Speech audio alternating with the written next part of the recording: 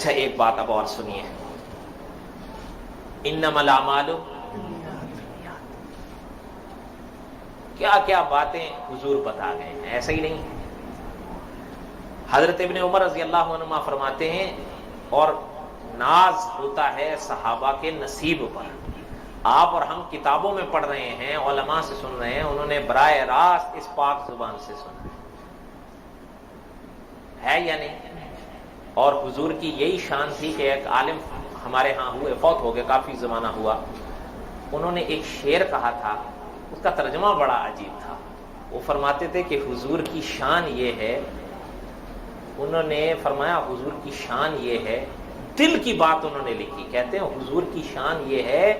کہ میرا وجدان کہتا ہے کہ میں اپنے منہ کو اگر عرق گلاب سے بھی دھو لوں تو حضور کا نام لینے کے قابل نہیں بنا سکتا،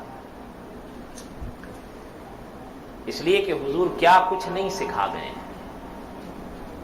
حضرت ابن عمر رضی اللہ عنہما سے روایت ہے، میں نے جناب رسول اللہ صلی اللہ علیہ وسلم سے یہ فرماتے ہوئے سنا،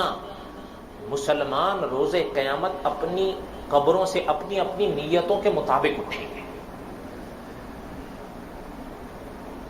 حضرت جابر رضی اللہ تعالی عنہ سے روایت ہے کہ نبی اکرم صلی اللہ علیہ وسلم نے ارشاد فرمایا، ہر آدمی کو اسی حالت میں اٹھایا جائے گا جس میں وہ فوت ہوا تھا، اگر اس کی حالت ایمان کی تھی تو مومن، اور اگر کفر کی تھی تو کافر۔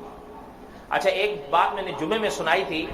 اپنے ایک اکابر کے حوالے سے، وہ سن لیں چونکہ وہ محفوظ نہیں ہے، اور یہ مرض بھی عام طور پر ہے ہم لوگوں میں۔ وہ کیا ہوتا ہے کہ عام طور پر اللہ معاف کریں، بعض لوگوں کی عادت ہو جاتی ہے بات بات پہ گالی، گالی پہ بات، بات پہ گالی، گالی پہ بات، بات پہ گالی، نوکے زبان چڑھ جاتی ہے گالی ان کے۔ حالانکہ میں نے جمعے میں یہ بات ایک اکابر کے حوالے سے سنائی تھی کہ حضور علیہ الصلوۃ والسلام کی حدیث کا مفہوم ہے کہ جس شخص کو یہ عادت ہو جائے کہ بات پہ گالی، بات بات پہ گالی، بات پہ گالی، کہ جب اسے قبر میں اتارا گیا تھا انسان کی شکل میں تھا، اٹھایا جائے گا کتے کی شکل میں۔ یہ ہمارے عمل وہاں ہمارا سب کچھ بدل دیں گے۔ اور اگلی ایک بات سن لیں، وہ انشاءاللہ آگے آ بھی رہی ہے، نصیب ہے جس شخص کا عمل اچھا ہوگا، علماء نے لکھا ہے کہ وہ شخص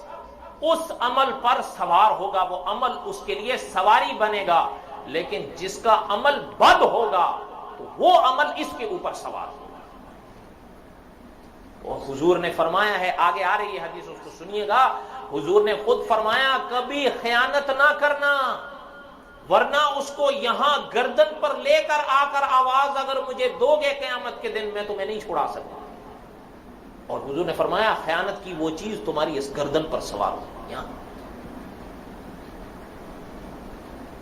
حضرت جابر رضی اللہ تعالیٰ عنہ سے روایت ہے کہ نبی اکرم صلی اللہ علیہ وسلم نے ارشاد فرمایا، ہر آدمی کو اسی حالت میں اٹھایا جائے گا جس میں وہ فوت ہوا تھا، اگر اس کی حالت ایمان کی تھی تو مومن، اور اگر حالت کفر کی تھی تو کافر۔